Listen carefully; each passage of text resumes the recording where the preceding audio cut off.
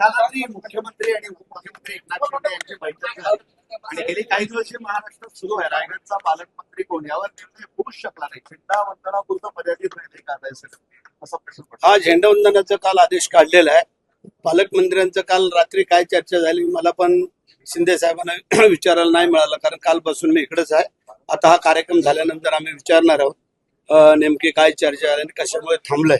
कारण जे काय आमचं दोघांमध्ये थोडस मला का तुला तुला का मला असं होतं, तो विषय संपला विधान परिषदच्या निवडणुकीच्या काळामध्ये आणि त्याच्यामुळे आम्हाला द्यायचं हे फायनल झालं, ठरलंय. कुठं अडलंय काय झालंय हे आता मी कार्यक्रम झाले तर दोघांच्या बैठकीत तोडगाही निघू शकला नाही. यांच्यापेक्षा वरिष्ठ कोणीच नाही ना महाराष्ट्रात ठरवणार. ते काय अजून माहिती नाही. तोडगा निघालाय का नाही निघालाय हे आता मला अजून विचारल्याशिवाय कसं काय कळणार. 2000चा अधिकार तुम्हाला दिलाय तर त्यामुळे अपेक्षित आहे 100%. त्यामध्ये काय दुसरं काही अडचणीचा काय भाग मला वाटत नाही. असं काय पण की तुम्हाला पालकमंत्री पद मिळतच नाहीये, असं काय आहे की काय झालंय नेमकं?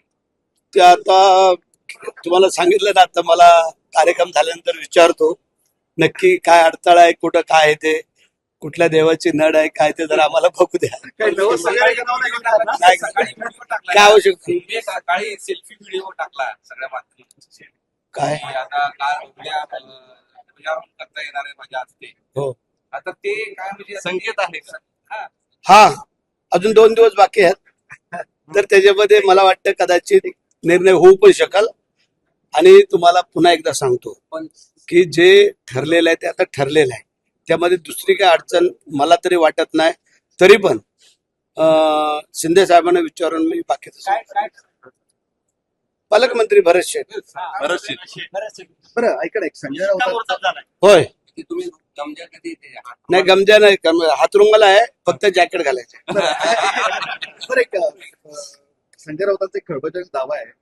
पक्ष बहुमत असताना निवडणूक आयोगाने अमित शहांच्या दबावाखाली शिवसेना फोडली आणि 5,000 कोटींना विकली असं त्यांचं म्हणणं आहे. नाही, संजय राऊत रात्रभर विचार करतात की मीडियाला सकाळी काय सांगायचं.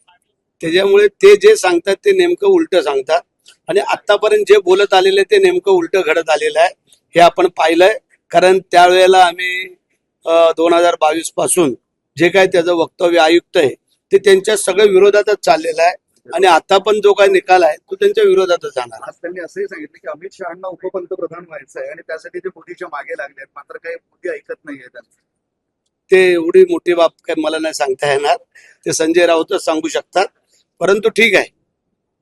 एक प्रश्न रोजगार सेवकांचा आहे की तुम्ही रोजगार सेवकांना 8,000 रुपये मानधन आणि 2,000 रुपये भत्ता देण्याचं कबूल केलेलं आहे. त्याची सगळी तरतूद पण करून ठेवलेली आहे. उपमुख्यमंत्र्यांची सही मागच्या आठवड्यात झालेली आहे, मुख्यमंत्र्यांची राहिलेली आहे. ती झाली का मग आम्ही ते जे काय मंजूर झालेले पैसे आम्ही वाटप करणार आहोत. त्यामध्ये रोजगार सेवकांचे मला फोन येतात, त्यांना आम्ही समजावून सांगतोय आणि काही दिवसातच त्यांची ती मजुरी आणि ते रोजगारांचा पगार ते काय ते आम्ही देतो.